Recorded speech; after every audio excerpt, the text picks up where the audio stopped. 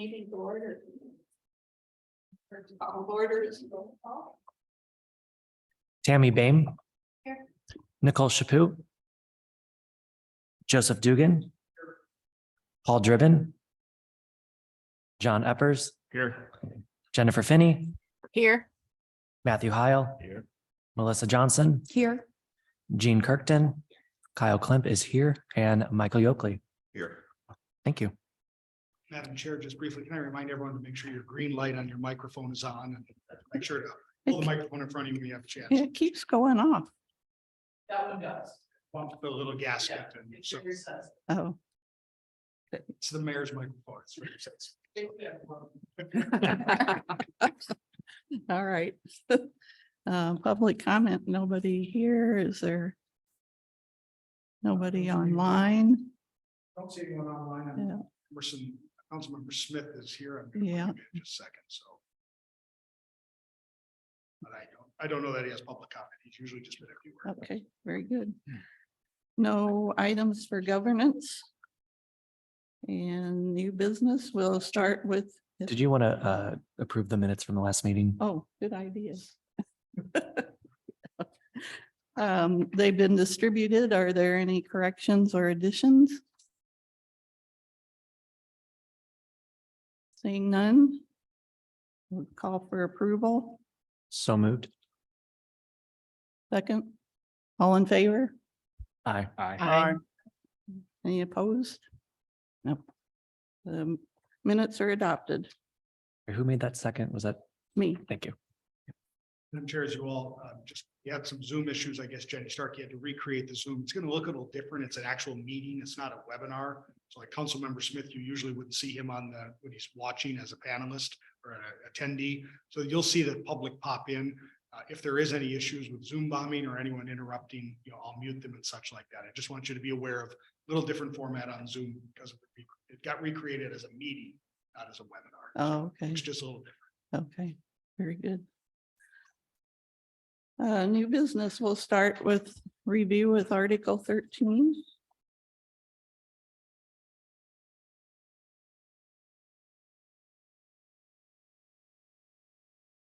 And that is nominations and elections. And I have on 13.4, the ballot preparation does not conform with current practice.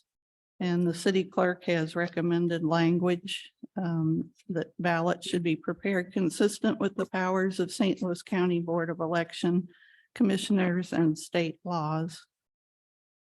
And I think that language sounds good.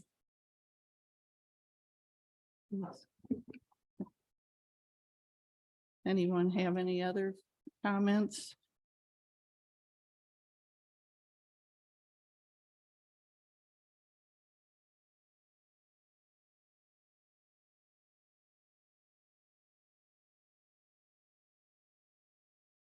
So one of the things that we talked about, and I need the attorney here. I want to know what the word "why" mean, or sort of that shall means in legalese. Does that mean must and can do no else? Mhm. Okay. Rats. Neil's gonna- I thought that was probably true. Yeah, I knew it was a very carefully. Yeah, it's a Okay. may or a shall. Okay, so this is okay.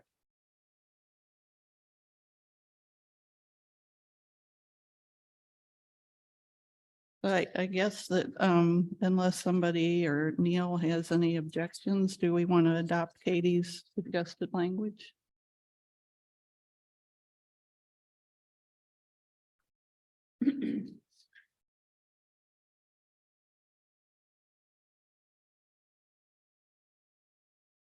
Oh, can you stick that in there, Matthew? Yep. Okay. We'll have that for consideration. What section was that in? 13.4. There it is. It's already there. All right. Anything on 13.5? Can I actually sorry, on 13.4, is this the only section which indicates that the ballots must be printed without party designation. So that's the only way that makes our elections nonpartisan.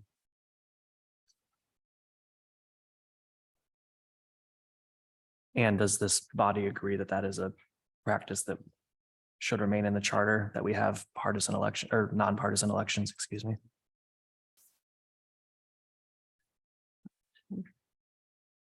I believe that's the only section, but I didn't know if anybody else had found What any was the other. question? If that, the section 13.4, on the second line, without party designation on the ballot, is that the only portion of this charter which mandates that our elections are nonpartisan versus registering with a party? I believe that is the only part, but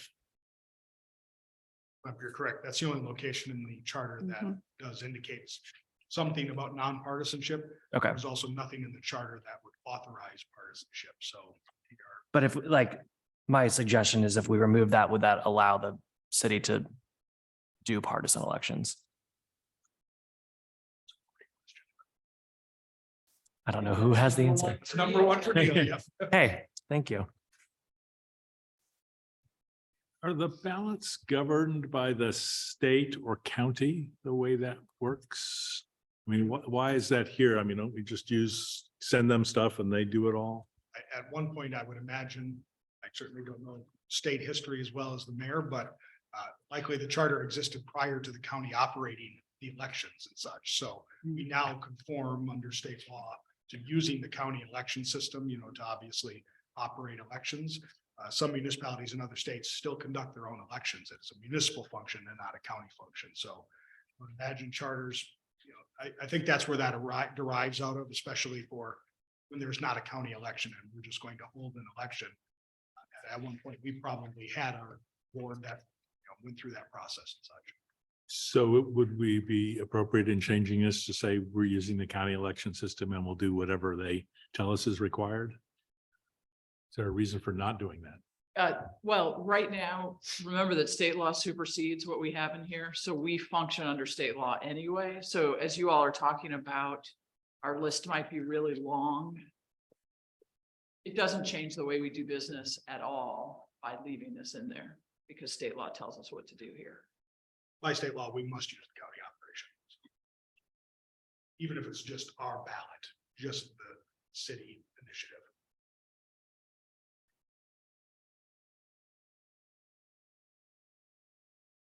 So my question on 13.5 is voting machines. Are we involved in that at all anymore? Is that still relevant? That section could disappear.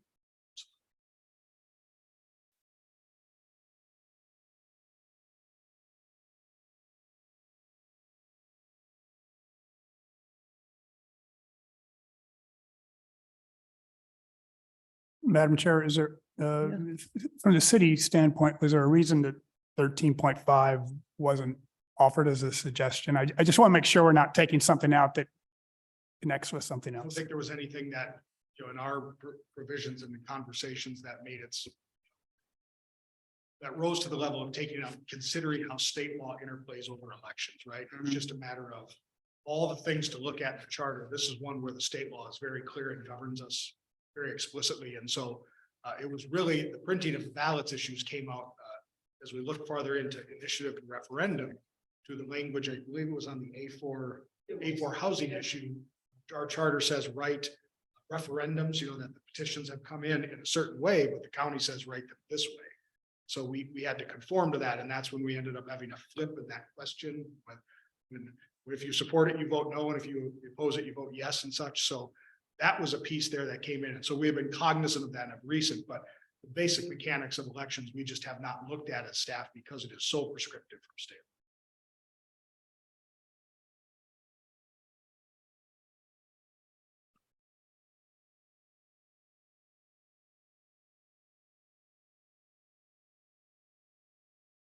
It's interesting to me in 13.7 that tie votes are determined by lot.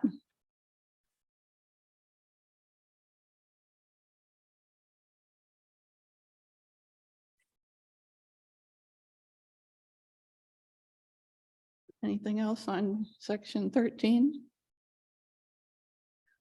Okay, we'll move on to Article 14, initiative referendum and recall.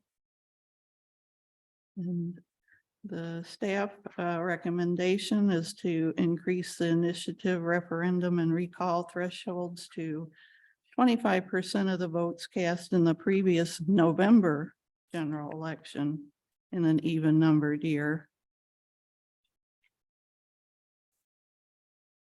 Madam Chair, if I can just give some level settings, since Neil's not here, language, so you all understand the difference.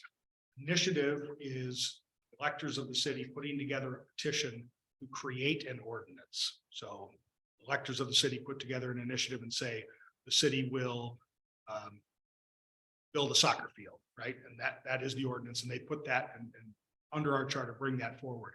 The referendum power is the power of petition on action that the city has taken, much like the A4 duplex housing issue that came up. That is referendum. So the city has taken an action. Petition is created then to either affirm or nullify, veto or ratify the action of the city. And obviously recall speaks to the removal of members from office. Are referendums required? It's a question for Neil, but I'm pretty sure the line is for a statement. It's for a statement. Well, I believe he said that already. I know, just because you brought it up before, and I know that he said it was. So that means that if an ordinance has been passed by the council, that in order to change it, if the city, it would have to go to a referendum? No, so the council can change ordinances. That's a council prerogative in the legislature. I'll use the salaries. Every year we set the salaries, salary ranges for staff by ordinance. Every year it is adopted. So they repeal the previous ordinance, we adopt a new one here in the council level. The referendum is, we pass an ordinance, people in the community don't like what the city has done, or vice versa. They could say, we really support this, and we want to show that we really support it. We'll gather enough petitions to force an election on the issue that the council already acted on. That goes out to the voters as a sort of a final prerogative of the electorate. Do we have, so what they're suggesting is moving it to a different type of election time. I mean, do we have any kind of numbers or anything that we can have access to as far as understanding what the implications are on this? 10% of a lot, I mean, it's like versus 25% of a little, what are we talking about? So, number-wise? I believe Paul put some in his, did he put some in He his? did, but it was, yeah. Yeah, there are a few. I'm sure that we can gather that information for you, just as from my other world, teaching political science, our threshold is very, very low. Yeah, Access is very, very easy compared to other communities. We're not the only one like this, but we are in the minority having it this easy to have a referendum or an initiative petition. So how many times have we had referendums in the history of Webster Groves? We had one recently. So just because it's low doesn't mean that it's bad, and my question is, I was looking through that, and after I read alternate Driven's stuff that he sent to us, some of the questions that I had were about, I was remembering some of the demographics and the numbers that one of our presenters shared with us from the last census. Right. And so my concern is if we make it too high, there might, and not that the council would intentionally pass something that would disproportionately affect a small amount of people, but that if we make the threshold too high to get some sort of referendum, then it's pushing some people out of, being able to say things, especially if we're talking about large parts of the charter potentially being set by ordinance instead of the charter. so I think what it is right now is it's 10% of the registered voters at the last municipal election. So Right. you're talking about 17,000 voters, so 10%. So I looked up some numbers from Crestwood they do 12% of their registered municipal voters. Clayton does 20%, U City 15%, all municipal elections, not general elections. And then Creve Coeur, interesting, has 10% for their municipal level, but when they're considering zoning issues, they bump it up to 12%. And I believe those are registered voters. Right. Ours are votes cast. Yeah. Master- So, A yeah, huge difference, right? So like, can we get some numbers on some of these? things Right, without because making a- 25% from the previous November sounds really high if you're looking at ballots cast, right? As opposed to registered voters that It might be is. from an April election. Well, so it's not registered voters now, it's votes cast. So the Yeah. current threshold is 10% of votes cast in the last April election, which could be an April of an even numbered year, like this coming April, which is what the duplex issue fell under. That was around 800 signatures, was able to bring an election forward, which again is incredibly small Right. compared to our comparators. Yeah. And because there are April odd number year elections for municipalities. So my other question is, like, it's small when we're saying percent, but when we're saying actual numbers, so like, say it's 800. We're talking, are we comparing ourselves to municipalities of the same size? Because 15% of another community might be the same as the 10% of the people that voted in ours. So this is a graph of the voting percentage in Jefferson's Township, which we are part of. Since 2018. And so you see the municipal elections have a tiny, relatively small percentage relative to the other elections. And so basing our percentage on those really sets an extremely low bar. And when this was done initially, it was much more difficult to collect these kinds of things. So, I would like the notion to strengthen that. And if we were to base it on the number of registered voters, because the other problem I have with the municipal elections and this is that we are discriminating, the state's requiring us to discriminate against people who have more difficulty voting. So if we base it on the whole number of registered voters, then we have at least included everybody that would be possible. Which is to what the vote. other municipalities Right, do, right? yeah. Are we the only ones that do it on votes cast? I don't know the answer. Okay, but everything Paul presented and everything you've looked at is, right? Excuse me, numbers. I and will information. answer Wait, one wait, thing, wait, Tammy. one at a time, please.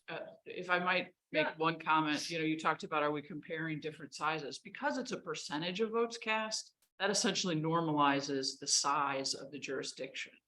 Because bigger jurisdictions typically have bigger number of votes cast. So when you're saying 10% of, the more important, I would argue, the more important thing isn't how big the city is, it's are we talking about municipal election year, November election year, registered voters versus who shows up, that kind of thing. Because that's how you're normalizing it based on the number of people who vote. Yeah, there's Yeah. lots of layers of numbers that we don't have at our fingertips. But I am gonna say, I don't want to send staff down a rabbit hole and say we need to collect for everybody in the state, because that's a database that I don't think exists at this point and would be really time consuming to create. Oh, go ahead, Jennifer. Just looking at the data that was pulled, it looks like 4 of them were about registered voters and 2 were about the last election. So it is a mix. But the example charter was total voters rather than voters in the last election. So it is a mix of things. I want to maybe restate what Tammy said, although maybe it's not. I don't know that we need like a ton of data, but if we're comparing 10% of all voters and 25% in the last election, it'd just be nice to have a general sense of how those two actual values would compare. Is that maybe what you were saying, Tammy, or am I misunderstanding? Yeah, no, I don't think we need an exhaustive amount of information. It's just, like, I have no idea how many people voted in the last November election versus the last April election. And, what kind of target number are we aiming for? Are we aiming for 2,000 signatures or 1,000 signatures to, you know, like, based on what we currently are seeing? So I understand. I think the only thing I would ask, so there's a difference between total voters and registered voters. So Right. there's Yeah. those who are voting age population who have not registered.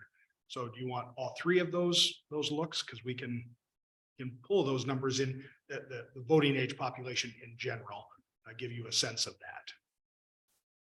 I guess if I may, Chair, I guess I would tend to want to focus on registered voters because those are the people who are who have indicated they are willing to participate in the process, whether they vote or not is irrelevant. Mhm. But the registered voters universe is, to me, is the one to work with.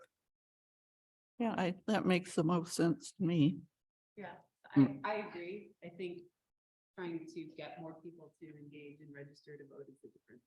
But Madam Chair, if we're looking at the last election, there's 17,707 registered voters in Webster Groves. 10% of that is 1,770. If you look at the last April election, 6,800 people showed up, times 25% is 1,700 people. So you're talking a difference of 70 people.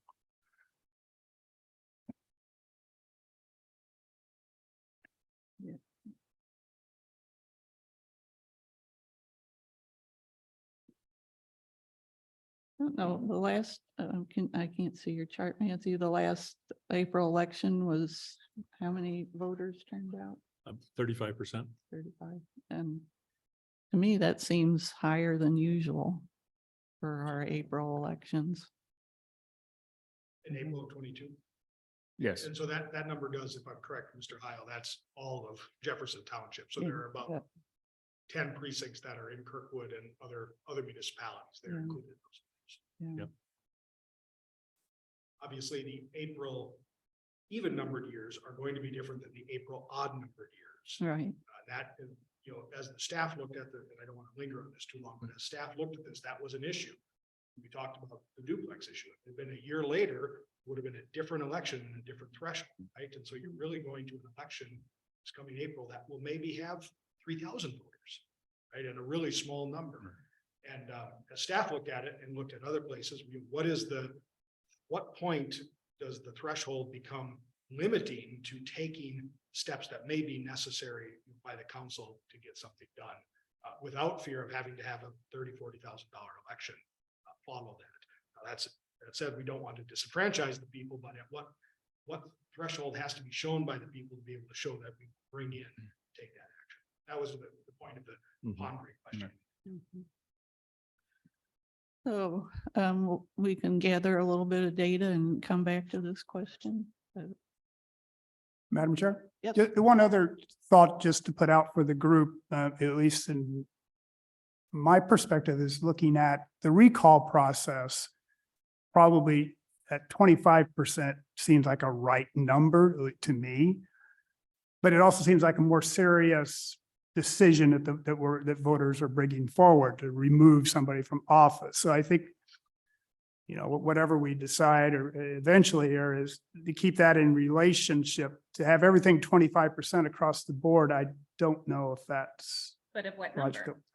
Yeah. I'm not advocating a number right now, but I'm just saying it seems to me that the recall process is something a little more serious. Mhm. Yeah, I can only remember we had one recall that I remember since I've been around here and that was failed, so. I agree in theory with that idea that recall should be more, but yeah, again, it seems like it's working at the level it's at, so it doesn't seem unreasonable just to make them all equal, whether it's equal at the proposed 25% of votes cast or at the 10% of registered voters. But trying to have them all the same seems like it would work since we're not getting a ton of recall at this level now. It doesn't seem like it's a problem to keep it that low. But I do agree having them the same just seems less confusing and helps with the ballot initiatives part.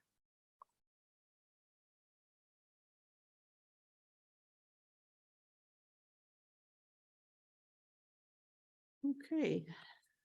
Well, that moves us on to 14.2, which is the referendum.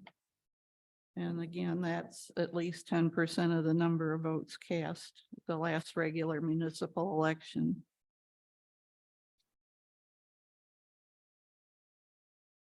And then 14.3 is a recall, at least 25% of the numbers of votes cast the last municipal election.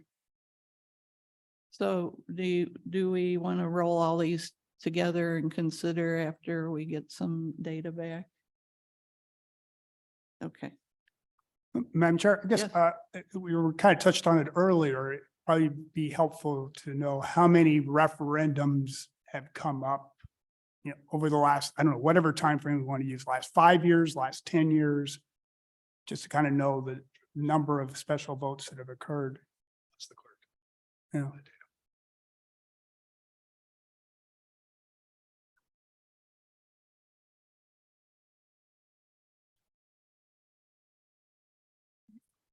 is there anything else in Article 14 anybody wants to talk about?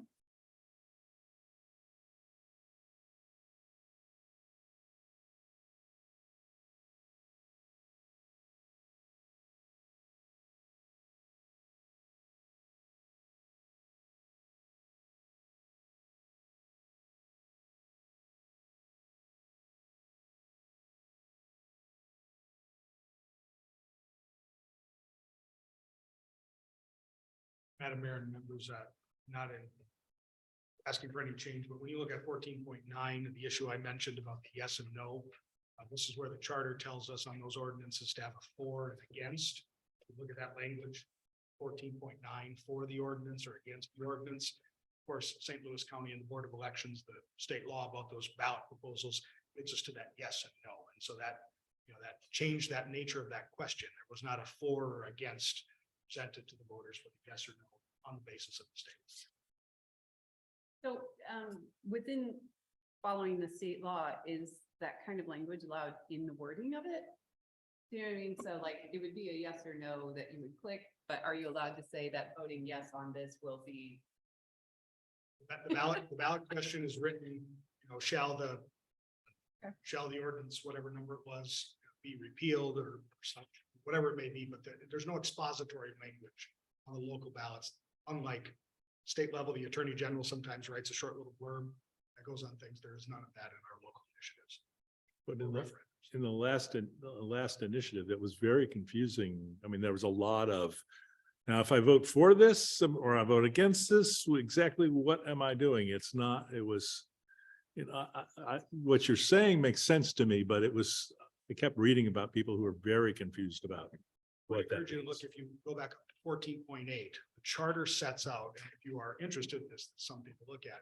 Charter sets out that the question is, if the petition comes as a referendum, that the question that we send to the body, people, is shall the ordinance be repealed? Shall the action of the council be undone, right? So therefore, the yes is the negative, meaning the repeal.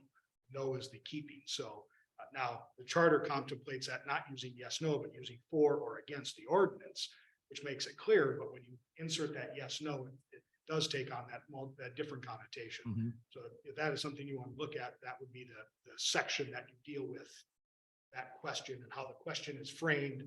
Again, in a yes, no, is the question repealing or is the question affirming or keeping?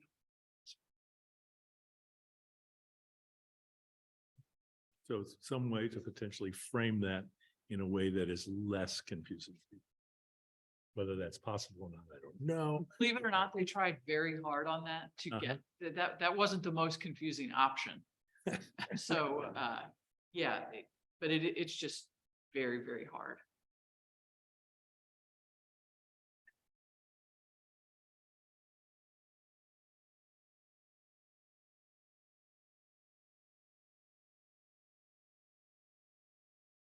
Okay, Article 15. Miscellaneous provisions. 15.7, staff recommendation to consider adding any appointment of a board or commission members to the arrears for any unpaid city tax. And consider prohibiting board and commission members operating a business without proper licensure, et cetera.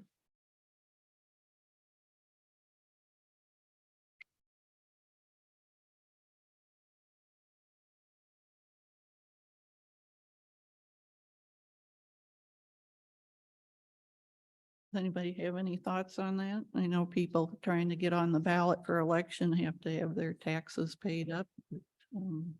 Any thought about board and commission members? Well, Madam Chair, I guess on 15.17, have we had instances of this being an issue? The tax Certainly, payment? I mean, if you look at the concept of a business license, we have 3 business districts which provide advisory and slightly, I would say, administrative overview of those business district taxes. We've had members that have not been current on their business license or have not paid, the licensure required by the city. So it does come up. We work with them rather privately and they usually, make it up, but it's also not necessarily a negligence. Our business licenses require them to pay on the gross receipts. So they're oftentimes waiting for their taxes to be done, which can go well past the April deadline to know their gross receipts. So we're in the process of changing some of that, to make it easier, but it does arise every so often. And there are other appointees.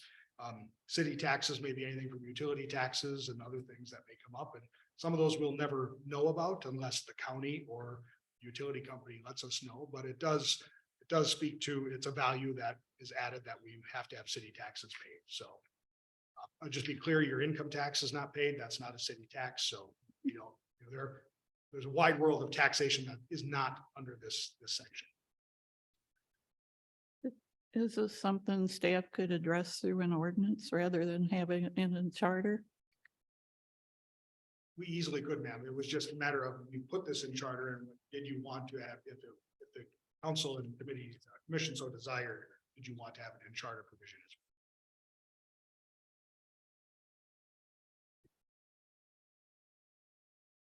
well? Anyone have thoughts on this one?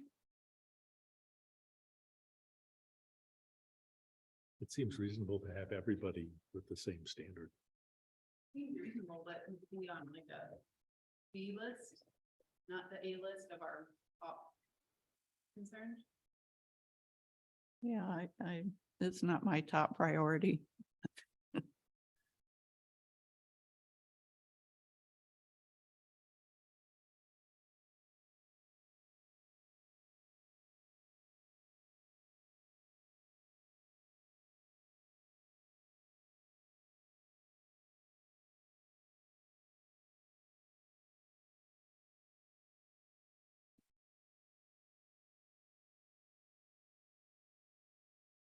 I'm sure there are many sections in section 15, chapter 15. So if you folks have questions, I'm happy to answer what they mean or the mayor as well. Yeah.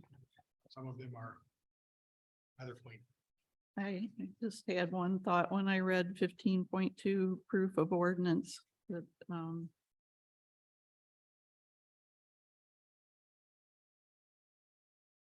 when printed in a book or pamphlet form and purporting to be published by authority of the city shall be received in evidence in all courts or other places without further proof of authenticity. And my thought was that my scanner will not let me scan money because it looks so realistic that you just wonder about ordinances maybe not foolproof, but that's a topic for another day.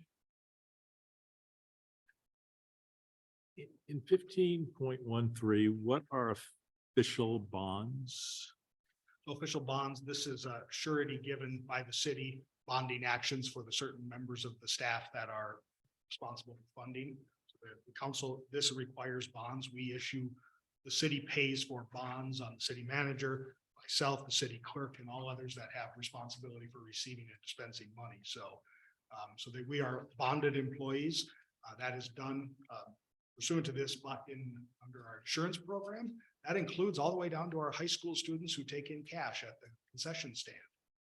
They are, as the charter says, they receive money. They receive quarters for Airhead, which is city funds, so they are bonded under our insurance. It is not expensive, but the provision is, because of the breadth of it, it does add some cost to city operations to bond that vast majority of people that do take in cash in small amounts.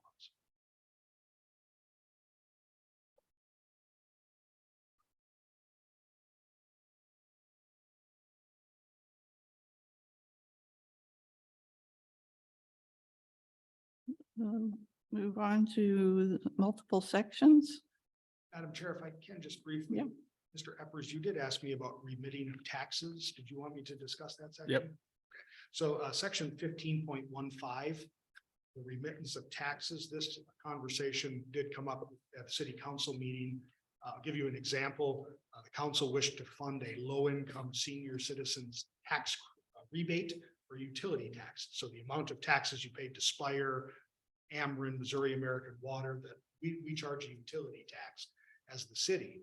Many other cities do that, and some have rebate programs where if you're under a certain threshold, you can send your bill in, we give you back taxes as a way to help incentivize economic growth and stability for that. This section of the charter, as written, prohibits remitting of taxes. So we could not then take and implement that program and give back, remit back the taxes on that utility tax program. We could not do the same under a property tax program. The taxes we receive cannot fund another way and give them back to the citizens. We also looked at this question in 15.15 in terms of TIF districts and other things, because we've all done them, and we have done them in Webster Groves, and this section existed. Those, because they come from a state law standpoint and are authorized there, exceed the authority of the charter, and we're allowed to do so. But our local decision to do that kind of a property tax rebate, remittance, or a utility tax remittance, parking, while we say it's a fee, some courts will say it's a tax, and could we give back a parking fee, or such that we do charge. So that is sort of all encompassing in that one little sentence right there, that we cannot remit those taxes as collected back to those that have paid them if we do have a rebate program. Another question about 15.21. As I read this, it looks like it says that we, as the CRAB, can do this. And it doesn't say anything about the council looking at those and deciding what to do with them. Am I misreading what that says? So you a little bit. So I want to be very clear that there's about 8, I think it's 8. We made a nice chart of this when we started this process. About 8 different ways, and there's 2 different commissions. Okay. This board is created by the ordinances of the city. And then the charter in section 15.22 references back to this board that is created by the ordinances. Under the ordinance, this board's recommendations have to go to council. They don't go to the citizens. The commission referenced in 15.21 is sometimes called the Board of Freeholders, but the idea of a citizen commission meeting independently of the city council apparatus and submitting directly to the persons of the city. Okay. Charter changes. Okay, thank you. Madam Chair? Yes. Is it Eric or Mayor, is there any rationale as to why we are a board versus a commission in the wording of this or whatever? Has that ever been discussed? So it's funny that you should ask, because those of us who are working on our boards and commissions revisions wanted to know the same thing. And it is a purely random thing. Whatever the enacting an ordinance calls you, that's what you are. So you could as easily be a commission rather than a board. But the city attorney has informed us it really is just up to that ordinance. And if you want, we could go back and amend this and change your name too, if it was that important. I think there was some I don't know if conversation that's about, any better. Or not. but we did joke about the acronym, right? We Yeah. I sometimes refer to you as CRAB, such like that. But you also could have been crack, so. Okay, but more seriously, I was thinking in terms of at least at the federal and state level, boards are generally considered ongoing entities or like an organization, whereas commissions are something special set up for often a set time frame. But maybe that's not always true. It isn't always true. And some of the federal entities that are set up, the commission statement, the FCC, the FTC, the FEC, are because they have certain regulatory powers that go outside, that are part of their enacting ordinance or their enacting law. So they are not as advisory as a lot of the other boards that you would see created by the federal government. True. Okay. the one, and I don't want to, Mr. Dugan, your point is well taken, but the one beauty of you being the board and the potential of the other charter commission being the commission is it does give distinction because there is a wholly different set of powers there between what you do as the Charter Review Advisory Board has created and what a charter commission does. A charter commission, is independent of the city apparatus and begins a process of potentially a new charter, much like how this charter was originally brought about. And I guess, point out that I guess this 10%, I mean, if we are looking at threshold levels, this would need to be changed too. To be consistent, And again, or at least to consider that. And that's, again, what is the definition of an elector? I Oh, don't- I guess two parts, the percent as well as the electors and. Right, the 10%, not less than the 10% of the electors of the city, and are the electors those who are eligible to vote or those who are registered? Who is an elector, along the way as a name, so. Hmm. Elector certainly means resident, but someone who is able to vote, but is registration required?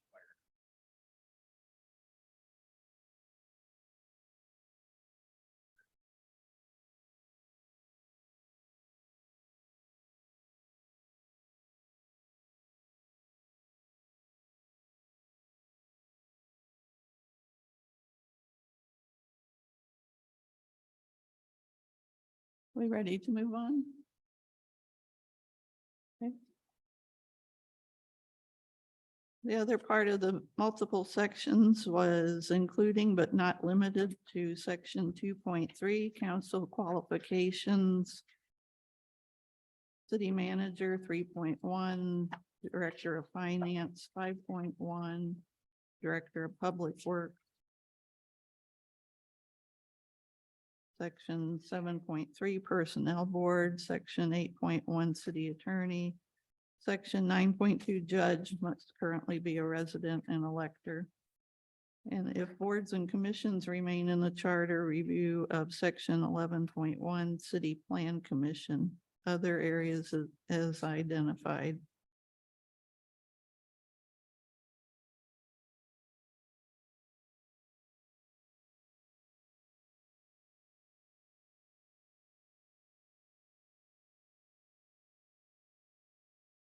So we're looking at the qualifications and requirements of city leadership, elected and staff and advisors to boards and commissions. Are the qualifications that are too stringent? Are there areas in which experience is needed but not currently required?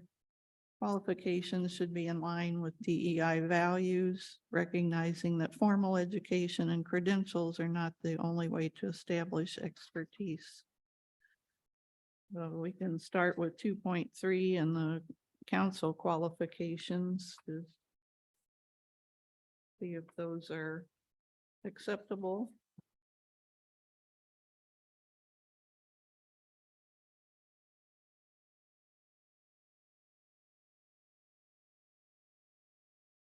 I think this may be a question for Neil, but how is it determined? It says no council member shall hold any office which does or may conflict with that member's council duties. How is that adjudicated? Just to be clear, Mr. Campion, no council member shall hold any other public office. Is that what you're saying? The last sentence shall hold, so obviously there's a sentence that says they can't hold any public office, and the last sentence is shall not hold any office which does or may conflict with that member's council duties. I think it's a great question for Neil. I'll defer to the mayor as well, but I ultimately would guess that looking at the charter, the whole of adjudicating between members, whether or not they are fulfilling the qualifications is a matter for the council. If you look, there's an investigation section farther back for the council. It would really be the council holding each other into account in that regard or potential for recall. There's no, Mayor, you can add, but I don't think there's any action we take to actually say you're qualified. I think that's correct. And if I'm reading this correctly, you look at the sentence in front of it, pretty much says don't hold any other public office. Except if it's a military assignment or notary public, which I didn't know. So it seems to me that that is. When you use the word office, it sounds like a public office, but I guess if we're talking about conflict of interest based on your personal business, That's governed by state law, and we all file disclosures about both our holdings and our employment and what level they are. So I think probably this dates back, and that was before these state ethic laws were in place. So the disclosure forms would bring our attention as a council to somebody who has a conflict of interest. I guess my question, maybe it's a moot point because the MEC does make you disclose all of that stuff. You wouldn't be able to say, well, you're disqualified from office until after that person's already been elected. They're not going to come as candidates to you and say, am I qualified or not? So I just wonder if that language is not really So enforceable. let's talk about, I mean, it's in the similar fashion we talk about elected to the House of Representatives. It is the body that decides whether you're fit to serve once you've been elected. And this, I think, is the same mechanism. Good point. We're living history, right?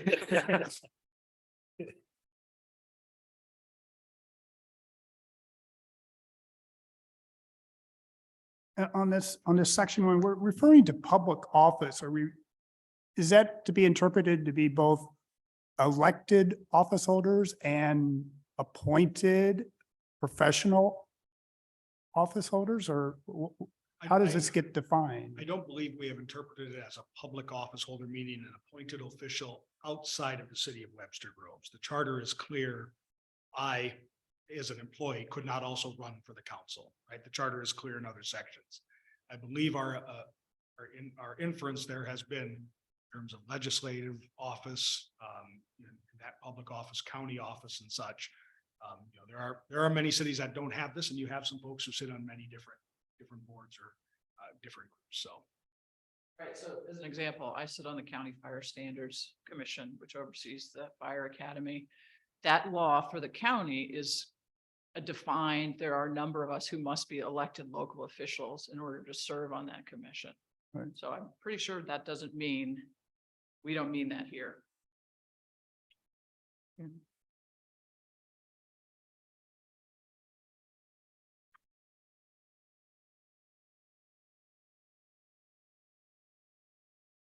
Section 3.1, city manager.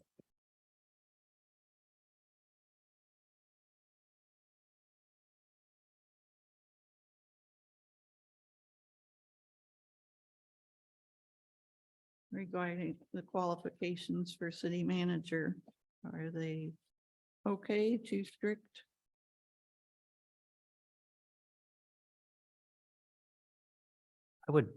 My comment would be, I don't think it's necessary that they live in the city of Webster Groves. If they're hired for their professional experience, we're limiting the applicant pool by doing that.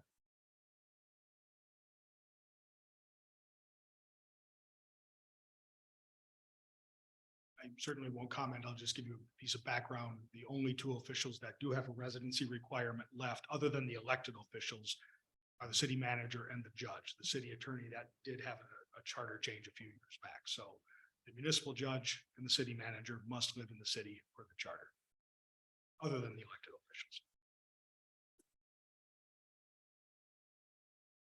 officials. Is residency something we want to consider? I would like to see them have skin in the game, which would be living here. But I can see. As much as I love living here, I don't know that our problems are so unique that you need to live here to understand them. Yeah, no, I don't think that, but I think that looks better, but. Yeah, I agree. Can you plug that in as a I can. potential question, Matthew? Thank you.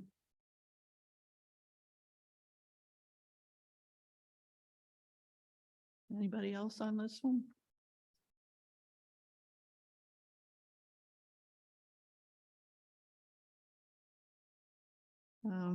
Let's see, 5.1 is the director of finance and their qualifications.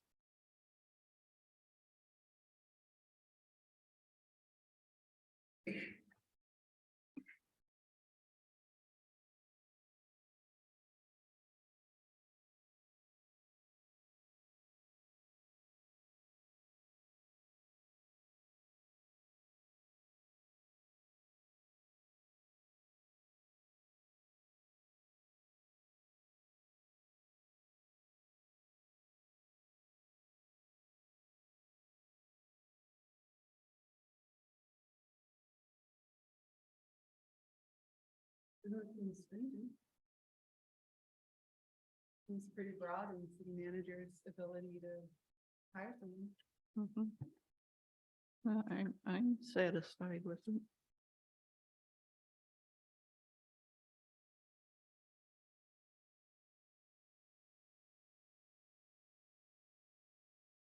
Move on to 7.3, the Personnel Board.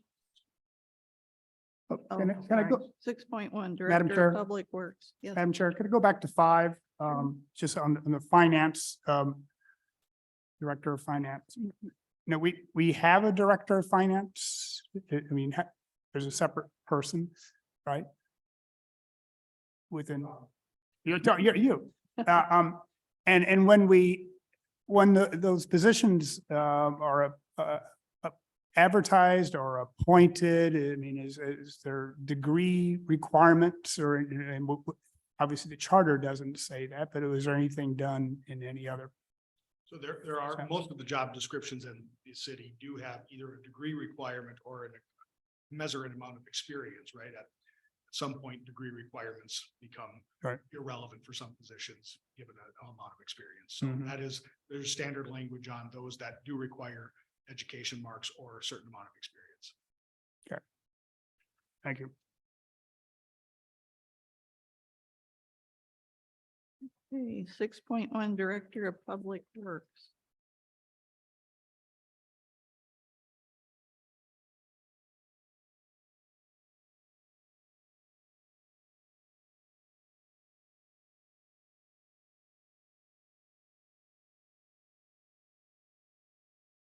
Have there been challenges in the past in finding a director of public works with these qualifications? They're pretty specific as opposed to some of the other things we've looked at. I will not, we obviously, myself and the city manager were here when the current director was hired. I do think that the charter predisposes towards the idea of an engineer as the head of your public works department.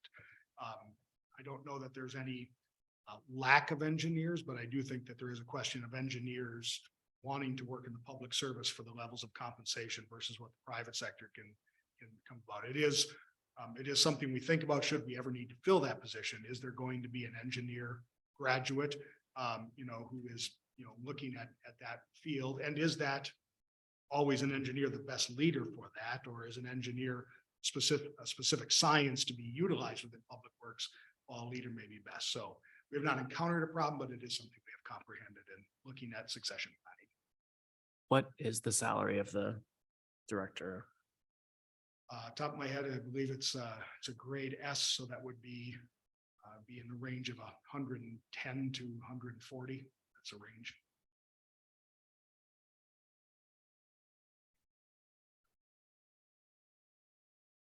Is it something that we commensurate experience might apply here? I was gonna suggest something similar. As someone who helps engineers get jobs, it's really common to see in job descriptions that it says must have civil engineering degree or, equivalent or that sort of a thing. And so I think that kind of language would be great. I think there's also a really good point that people that may have those educational credentials may not be the best leader. That having somebody like that on staff for sure, but yeah. Jennifer, have you come across language that would fit here? I'm happy to try to pull something up. Again, I think it's often just or equivalent. Like I see that all the time. Okay. So just trying to leave it open. But I'm happy to look for some examples. Okay. Quickly add just briefly that there's the extra clause there about being registered currently. So we do have other engineers on staff in public works. So this does force the director, even though they may not be actively doing the engineering, but as the leader of public works, the charter requires them to actively keep up the engineering license. So they may not be engaging and using that skill because they're not the engineer on the project, right? We have those as well, but they are required by the charter as a condition of employment then to keep up the engineering. That may be warranted and we may want that. I'm just adding that, it is a piece of charter compels them to do. So there are other degrees and programs now that focus on community development and those kinds of things. Are there other specialties that we could think of adding to that list of engineer or architect? You mean like contract management? You know, I don't know what they might be, but you know, this was written a long time ago and there are a lot more kinds of jobs than there are kinds of degrees and experience. One example I would throw out is that WashU has a Master's of Engineering Management. And that sort of a degree would probably be ideal and is possibly not accredited, depending on how you read it. The WashU school is accredited, but I don't know that that degree is accredited. It gets to hazy areas, but there definitely are other programs. I also just wanted to ask, I'm sorry, a follow-up question. I felt like Eric just said the engineer has to be, and I've lost the word, sorry, it's been a long day. I thought you said words, Eric, that I didn't see in the words on the page about them keeping up their licensure. I don't see that in here. But right there, the shall be registered under the laws of Missouri. So Oh. we interpreted that to be continuing in licensure. Got it. continuing With continuing ed and such, so, which again, may be warranted, but you know, if we have a whole bevy of engineers doing the projects, this person is really leading a team, is that necessary for the city to continue licensure? I agree. I totally just missed the word registered. Thank you. Is there any cross-referencing that happens with federal contracts and that look to you, to the city as a recipient and wants to know that your Department of Public Works is headed up by somebody who meets some certain qualifications, or does that not come up? None that we've seen that come to leading the department. Certainly plans that do go, especially now that we have these new infrastructure laws, will require certified engineer sign off on plats and approvals and such like that. But in terms of leadership of the department or structure in that, no, it's really, they take a much more holistic look at the entire city and the community engagement the city has done in relation to the grants and the programs, and also the buy-in of the membership. We have a divisive city council that is 4-3, 4 against a project, you know, they look at that more than the credentialed structure of the staff that is implemented. Jennifer, do you know if that master's program has a similar registration type of element to it? My guess is it doesn't. You know, you need to be an electrical engineer, for instance, to be registered, and typically that management would not be. I won't swear to that, but generally, yeah, that wouldn't be applicable. So taking out registered might be a good call.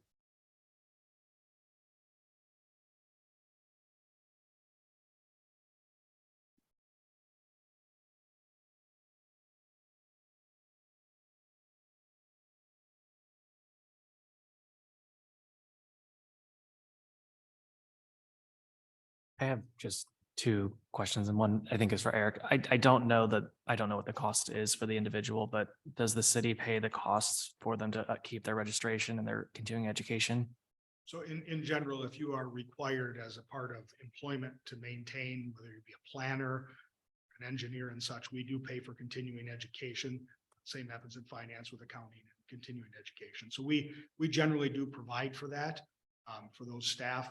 And then that includes, we are very lucky to have some options for those that need to continue education in a larger way.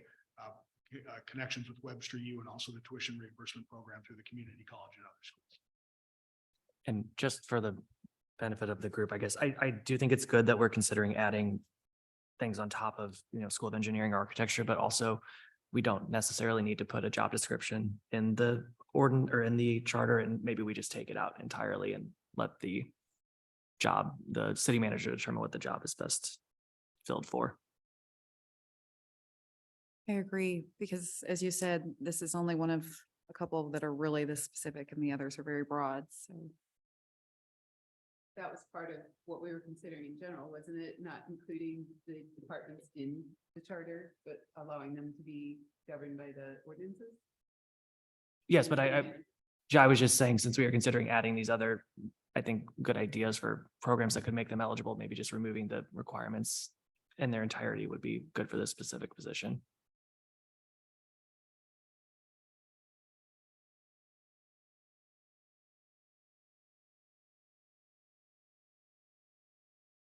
Are these, Eric, are these kinds of things provided for currently in ordinances, like as we consider removing or shifting departments to ordinances instead of the charter? So I will speak in generalities because I don't know every specific instance, but in general, things that are stated in the charter are oftentimes restated then again in the Mhm. ordinance. So, and we can certainly send the link if you want. I mean, the chapters are volumes that you can read through, but there are sections of the ordinance that do speak to certain qualifications and such that also need to be considered when hiring. So, and despite the fact that the manager does have that discretion, we also have the manager has the duty to comply with the ordinances as a hiring policy under the classification system.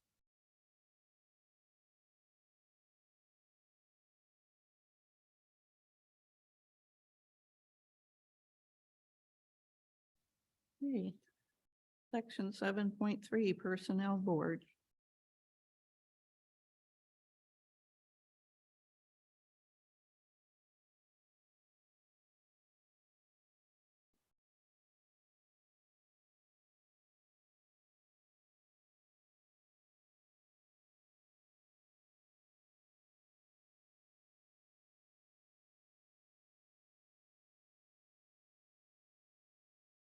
I have this one marked that we were questioning the residence requirement. Is that what we're looking at here? Mhm.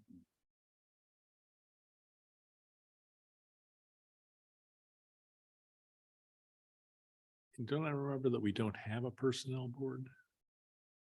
So we do have a personnel board. It does meet from time to time. And this gets to the whole concept of the merit system, which is sort of interlaced at places throughout the charter, which is our version of civil service here at the city. And so the personnel board is like a civil service board, qualifications thereof. So if an employee is terminated or can grieve, any action of their employment up to the personnel board to make a final decision. Hence why they are not employees of the city. They are also, have to be an elector, meaning a resident. I was unaware until I reread just now the fact about personal political party affiliation. So that is something I guess we do ask, but we do have 3 members appointed to that board and they do meet when needed. So it's, they have essentially, they meet on those grievances if they do come, which are very few.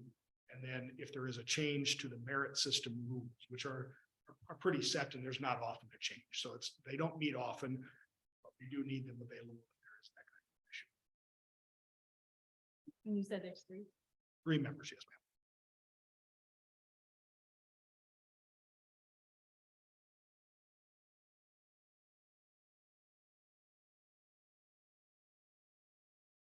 So one of the questions here was residency. Do we have that listed? I Mhm. see. Yep. Okay, all right. Anything else?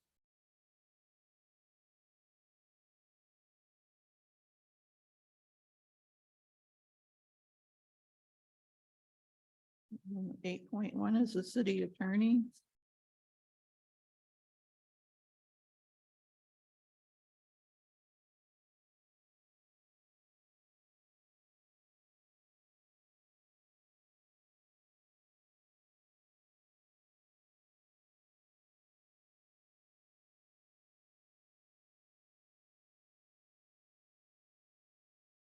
Don't know, did Neil have an opinion on this one? Neil did not. So I Okay. think Councilmember Shepherd put all these multiple sections in. This is obviously the residency requirement was removed in the last change. There's no opinion that was offered from staff. We have in the past talked about, if we had to find another new attorney, the length of service, requirement is something, somewhat nebulous, but also could be limiting, but it wasn't enough to rise to a staff level to recommend a change. Okay. 5 years prior service. The only other note I have on here was last time when we went through it was that to be calling it a Department of Law when it's really just a person. So I do want to, functionally, the charter comprehends the city attorney It's also. My phone's also- charged. Very good, right? The city attorney also has the prosecuting attorney. So hence the Department of Law is a creation in that regard. If the board is looking at changes to that, the prosecutor and the city attorney are contract positions, which is now almost the standard in cities in the suburbs here, not to have a full-time staff here. Doesn't mean we couldn't have, but that's where that Department of Law. So we do have a department. We don't call it the Department of Law. We call it the Legal Services Department, which funds both the city attorney's work and then also the prosecuting attorney's work and the halftime staff that, works on those cases, moving those up to the municipal court. That's very important to note that prosecutor's office is not conjoined with the court. We make sure to make that very clear, that distinction, especially after Ferguson and Senate Bill 5 and the conversations about the court, that it is a separate office, not connected to police and also not connected to the court. So that reports to the city manager, the court reports to the judge, police obviously reports to the city manager, but again, separation of those duties and powers through the judicial system here.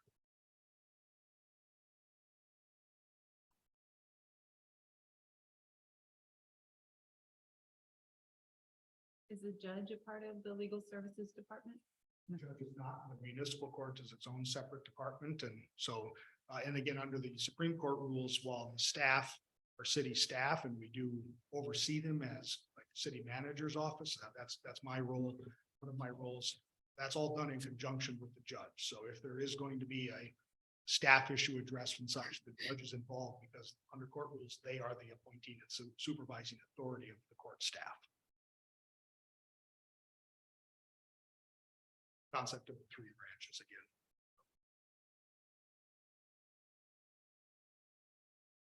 again. Okay. 9.2 is a judge. And I still question the residency issue on this. I know it's not a current problem, but the city attorney was not a current problem before and it developed into one. So I would like to consider the residency requirement for the judge. And I think Matthew, you had a question about the Well, it's experience. 3 years. Why we have a judge who has less experience than the attorney?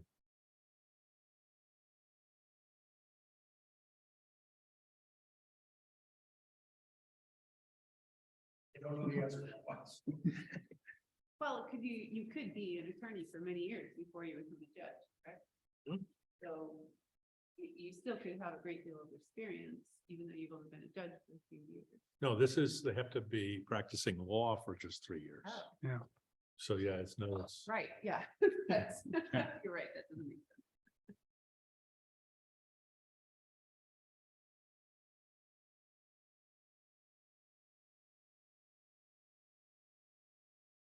Well, maybe that's a question for Neil. I agree, it seems odd, but it also goes back to if we're talking about taking out the requirements for the Department of Public Works and saying that's a job description. I mean, I don't know, would that apply here? I know it's a little different. But like, should we specify that here or should that be a hiring committee question? Just to add a little insight, the attorney is appointed by the city manager. Now, obviously, it's a contract position, so it does involve the city council's approval of the contract. The judge is an appointment of the city council. It is not, while the manager may help in whatever way the council would like, it is not an employee hired by the city manager under the hiring process. That's a judicial appointment made by the city council.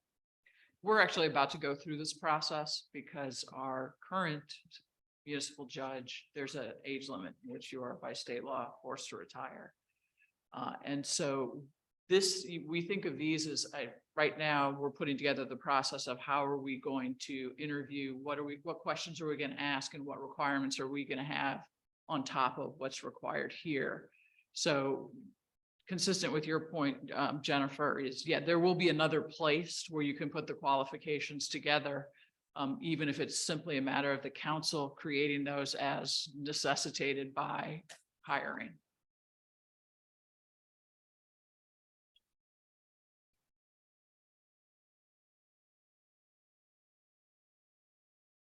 I have a question and I don't know if it's relevance, but it's just occurred to me, who appoints the chief of police?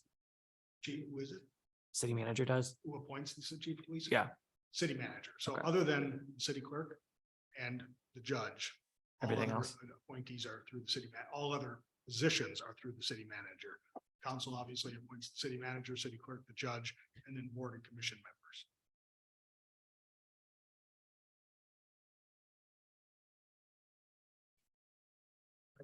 To clarify that one more step. Well, the directors are unclassified and very much a little freer hiring process.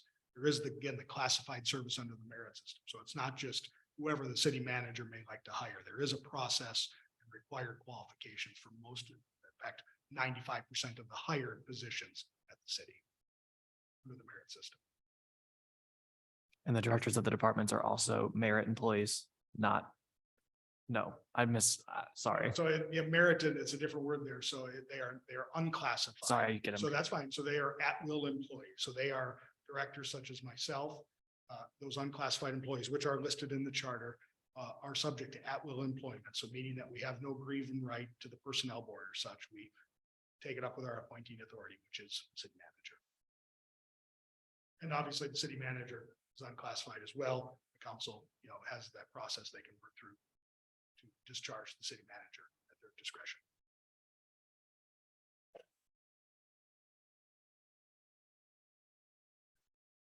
Okay, and the last request was the 11.1, the city plan commission.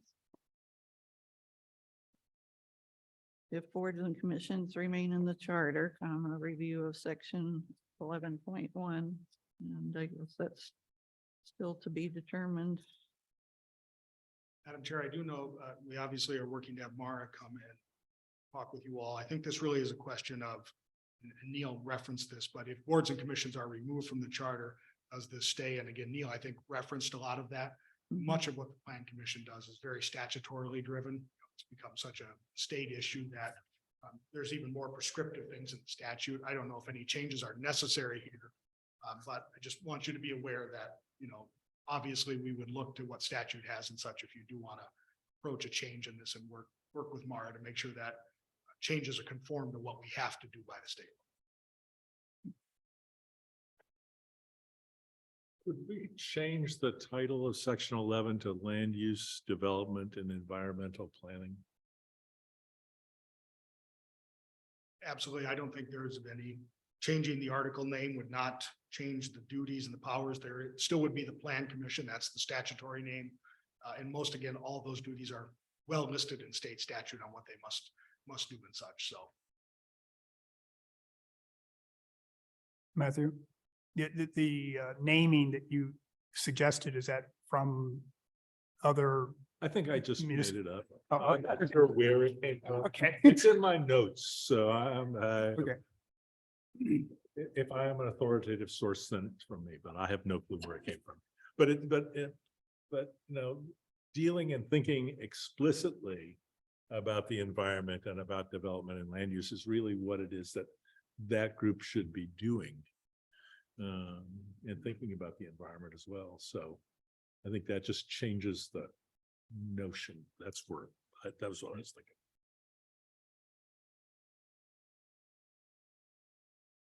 I have a question, and it will probably be referred back to Neil or even Mara.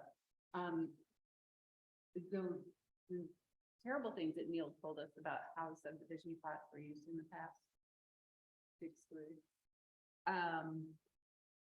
Yet he still thought that this maybe should be in here. Do things still come up that use or require a subdivision plat? actively, there are not many subdivision plats being chartered, mostly because we're an almost fully built city. Now, I'm going to give you a hypothetical and I want to be very clear. Let's just say Blackburn Park was going to be subdivided into, there would need to be a plat.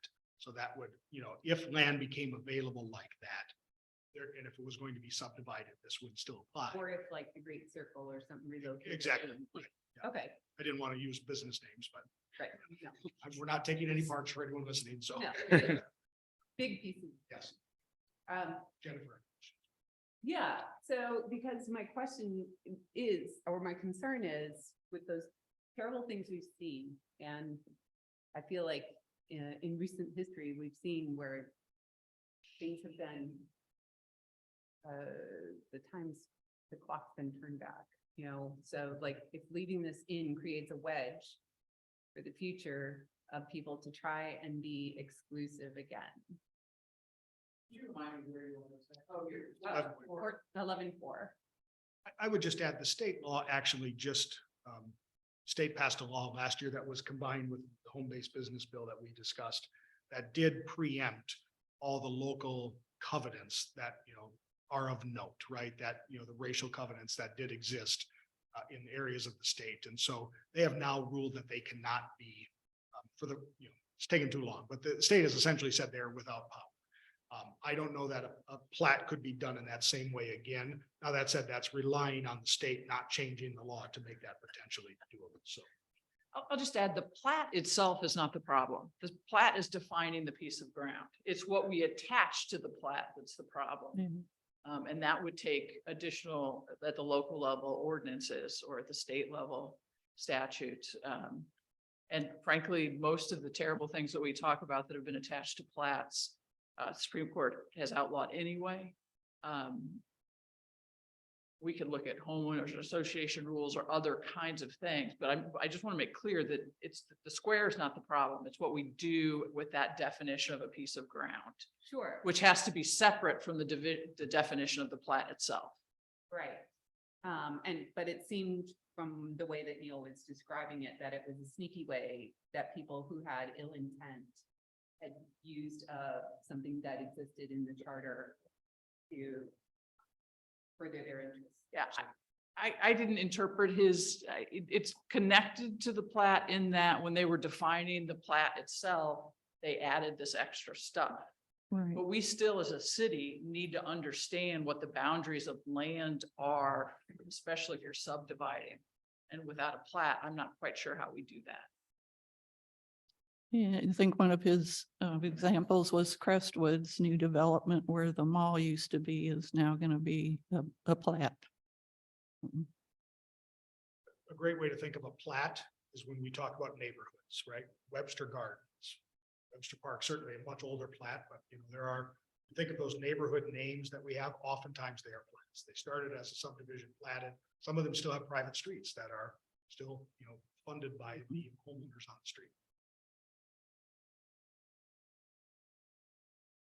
Did Jennifer have a question? I thought. At one point, she had her hand raised, yeah. I was having trouble hearing Tammy, but then as she was talking, it was easier to hear, so I took my hand down.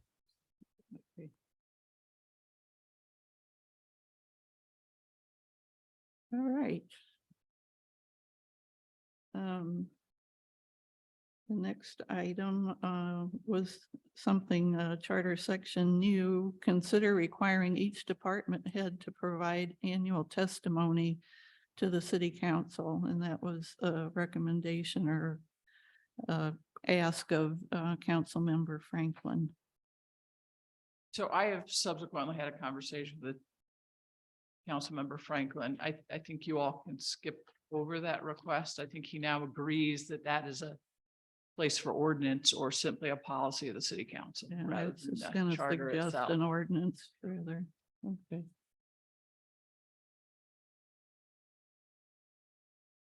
Do we want to move on to the model city charter, Article 7, the role of public engagement in local governance?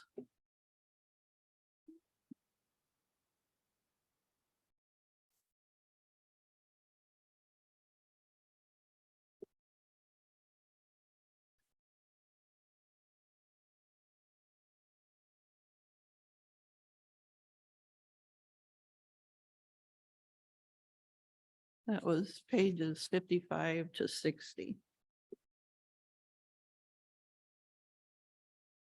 And I think that was a suggestion from you, Mayor Arnold. If you want me to elaborate at all, I'm happy to. It's just as we, as a council and as a city more generally have thought more about the role of public engagement and certainly formally want to recognize how critical it is.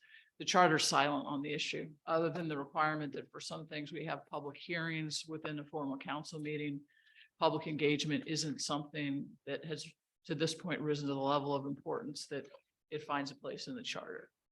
I don't think we need, my perspective I will give you is that we need a bunch of rules about public engagement, but perhaps a statement that public engagement ought to be part of our decision-making process in some way.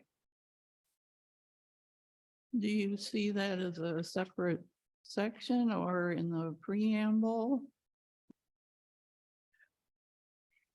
You know, it's been a while since I thought about this, so I will be honest with you. I think it certainly could go in the preamble. I think I did not reread this today. You know, it has institutional structures that support listed here. You know, we have council committees. We do 1, 2, 4, and we've just in the last couple of years started doing 6. So again, I don't know that we need to define them, but certainly in the preamble would be fine. The preamble doesn't really have the power of real governance though, so it might just be its own section with just a simple statement. You know, just, I wonder if one were to put that in the preamble, would that be interpreted to apply to everything that is done in city government has to have some public engagement component? So Or is it better to be put somewhere lower down so that there's more flexibility?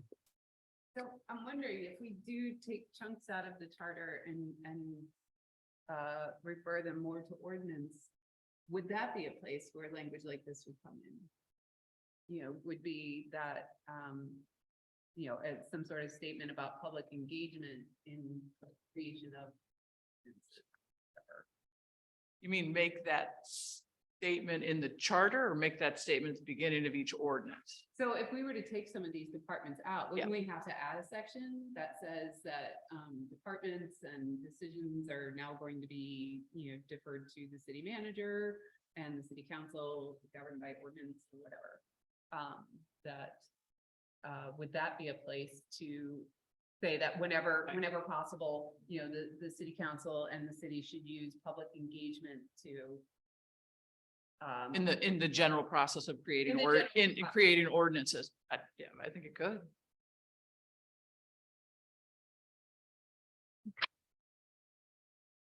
And again, this is up to you all whether you think this is necessary. Remember, my voice is just explaining what the rationale was. So that would be, because at this point, the public can attend everything. They can read all the minutes, they can ask questions, they can watch meetings. So this would be over and above all of that stuff. How would this be different? What would Yeah, you do so in addition? to what yes, you're doing? which is an excellent question. Past practice has been that we receive public engagement. We don't necessarily seek information from the public. So the participatory budgeting that's on here before, sure, the city council has a public budget hearing, always has, always will. You can come in and talk about the budget. Participatory budgeting, though, asks us to go to the public and give them some sort of tool to tell us about their budget priorities. And Eric deserves a great deal of credit because he set that up for us for the first time during our last budget cycle, and we'll do it again this budget cycle. So it's not necessarily a thing that you want to do in every issue that you come across, but there are important places where we should be, I think, seeking public input. And part of the reason for considering the charter is that another council may decide that they're not really interested in that anymore. And, you know, for example, the second example I'll use is we're thinking about the swimming pool. We've had a survey, we've had 2 public meetings outside of formal council meetings. And so, you know, that's seeking rather than just receiving. I would just add the fundamental theory of public engagement in the local government context is also to build that sense of community, right? Is to not make the city hall this sort of place that operates and just things appear, but rather try to build what I like to call a commonwealth type of feeling, right? That, you know, that there is an input value. We will encounter Omo April coming up here, right? This conversation about, you know, for sustainability purposes, not mowing for a month, right? And really That will challenge some folks' opinions about how high grass should be in Webster Groves. And so how do we build not only partners in that mission and in that engagement as part of what we do, not just simply new communication tools, but how to really foster a deeper understanding of the goals.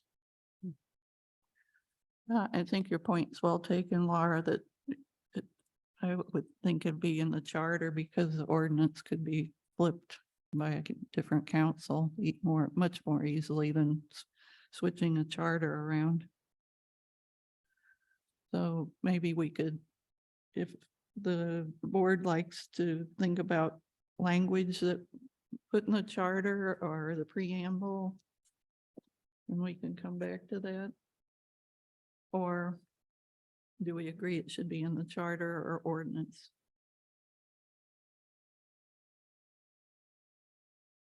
I would prefer that it's in the charter for the same reason that you mentioned, which is future city councils may not have that priority in mind.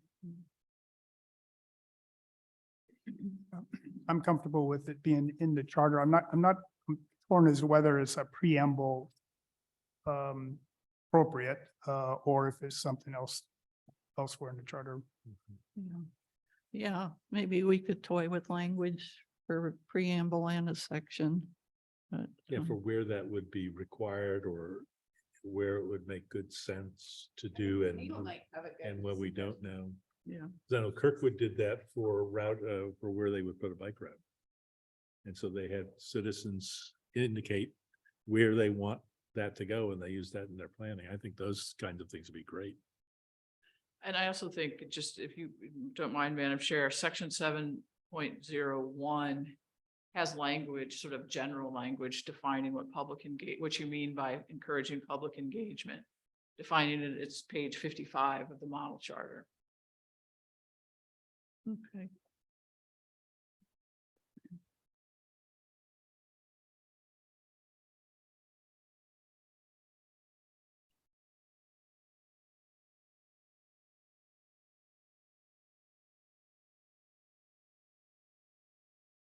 Okay, and then next was review model city charter appendix for the context of social equity and local governments. Are there principles to be incorporated in the charter? Again, Mayor Arnold, page 76 to 81.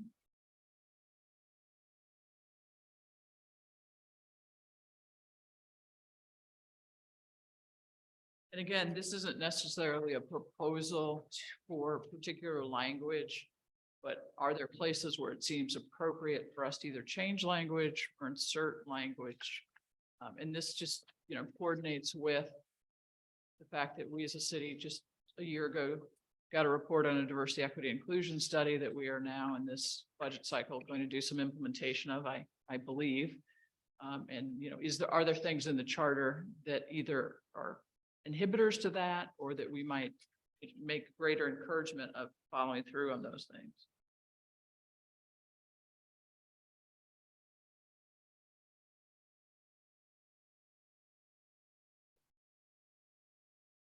And that, if I might say one more thing, and that may just really only mean, as you think about additions and deletions, what is it going to mean to delete this in terms of equity? What is it going to mean to add this in terms of how we write it for equity in the process?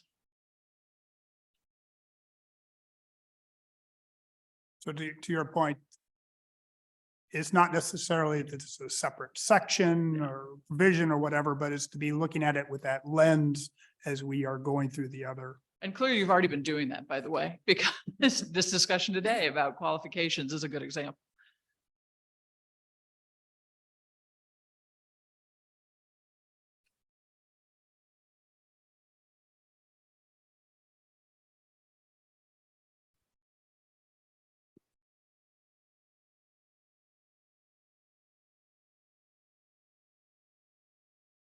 Okay.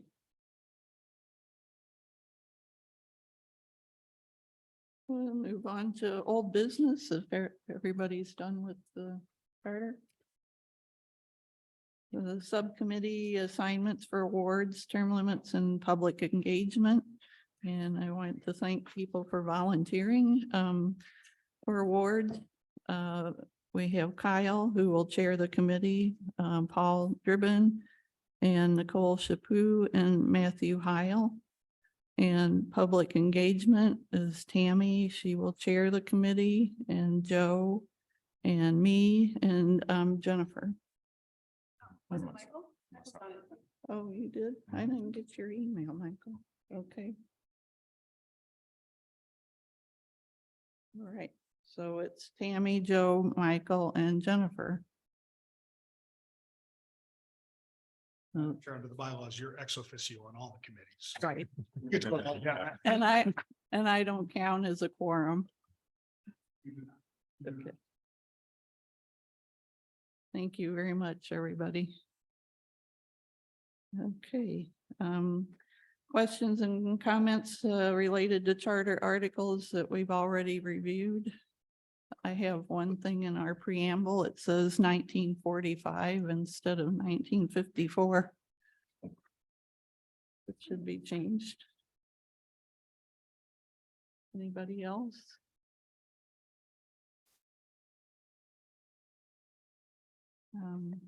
Okay, and that our next meeting, Mara Perry will be here. She has, I think, a daughter's birthday that evening and a dinner, so she'll be on this agenda under new business, but we'll suspend the rules and let her go first so she can get home to her party.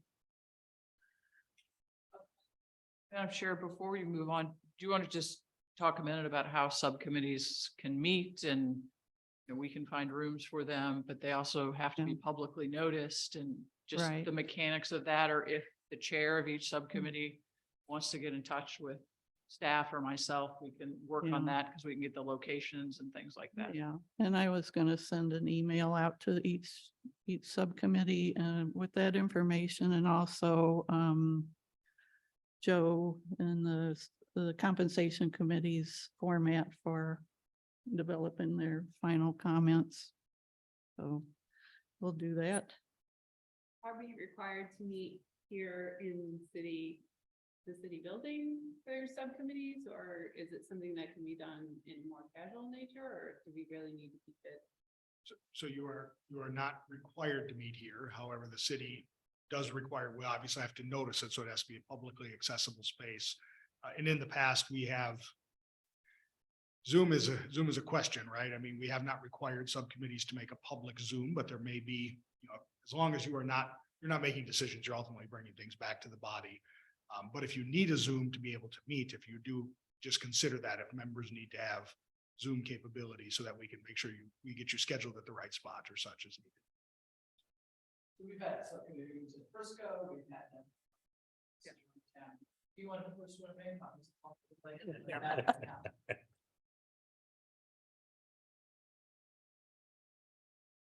I don't think anyone's going to come and watch your meeting, but of course you have to be prepared that someone could and Yeah. be very. Okay, future meeting dates. Did we review your updated schedule yet, Joe? I can't remember. I think I have that with me. You want it? Go ahead.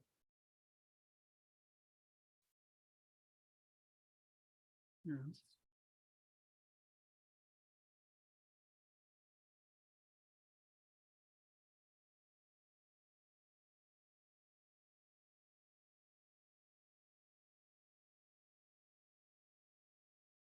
We went all the way through Yeah, March 6th. So we've already gone through March 6th, so we can update the schedule. I mean, on what I had kind of planned out, deliberation of recommendations is really kind of what we go back to now, which the subcommittee process is part of that. In that vein, Matthew, are we ready to use your document for comments? I am ready, You're ready. but And yeah, I've not heard back from Neil, but Neil, I think it would probably, I thought at first we would put it on the cloud for the city, but I don't see any reason to not have it on a different cloud. as long as it's accessible to people. So, If I could just answer that quickly on the cloud. So the cloud that the city has, you would not be able to get into because of account securities. You'd have to have. yeah, that's what I A thought. city so. account and such. So other commissions have used, again, will be a public document. And so if you want to offer your Google Drive and such to use it, you can certainly do that. Just be aware that, you know, if someone wants the link to look at the product, we may have to. get the Absolutely. link. So, but Okay, other than that, it's doable. okay. So I could have that done tomorrow, Okay, and maybe. But quickly. so just so I'm clear, and this Neil and you are all square on the sunshine law aspects. So we need to just connect in terms of decision making, right? And the concept of all of you commenting on things and saying, this is what we're going to do. That needs to happen in the context of a meeting, right? I mean, leaving notes and that sort of back and forth conversation, as long as, again, as the link is available to the public, shooting from the hip here, my best understanding. But again, the decision ultimately needs to be held in a public meeting, noticed and such. So as long as we all understand that the document is not making the decision, but is comments about the potentials of that decision.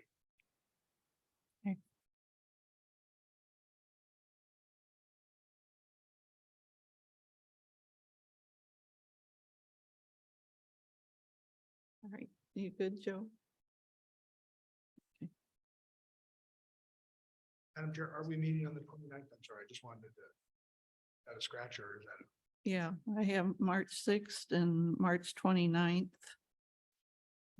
And no meeting dates are scheduled after that. I guess, Madam Chair, I guess it'll depend on whether we set any sort of deadlines for subcommittees. And I mean, again, as far as scheduling full board meetings, I think that's sort of dependent upon the process we want to use and timing with subcommittee work, as well as, you know, we've done our first pass through the charter, and do we start going back through and working through specific language, but perhaps, you know, the subcommittee or some sort of an assignment process might make sense going forward. So would it make sense if, and I don't know how people feel about their timeline here, would it make sense to go through Matthew's document and regroup on March 29th?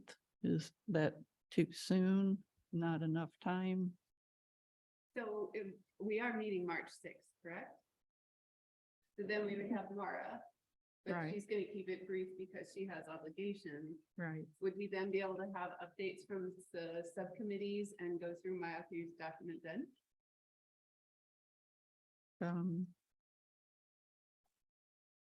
On March Yeah. 6th, that's 3 weeks. Mhm. We could do that. It doesn't mean that subcommittees will have lots to Right. talk about. Yeah, but at least a status update, yeah. if we Start. Yeah.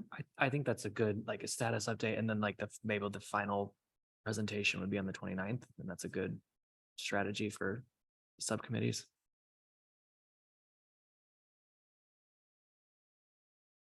Works for me.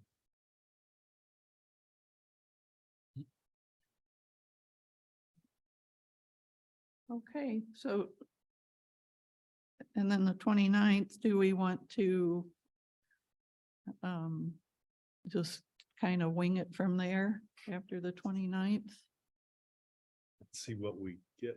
Yeah, We'll probably, hopefully, from the public engagement perspective, have some of those ideas lined up.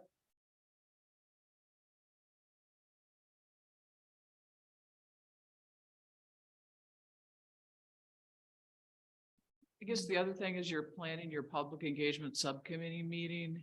And if you want Jenny Starkey to participate in that subcommittee meeting, please, as you try and select dates, keep her in the loop on that, so Yeah. we're sure she's available. yeah, I think Dr. Peoples asked that she was the first point of contact for the public engagement. Yes, And then, yeah.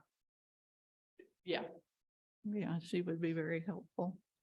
It's easiest for both of your committees. If you come through Dr. Peoples or myself, we can then make sure the right staff you know, if there are other issues, we can make sure they're between all the other things we have going on, get there and get aligned. So Yeah, if Ms. Starkey's not available, I'll sit in her absence, you know, and such like that. okay.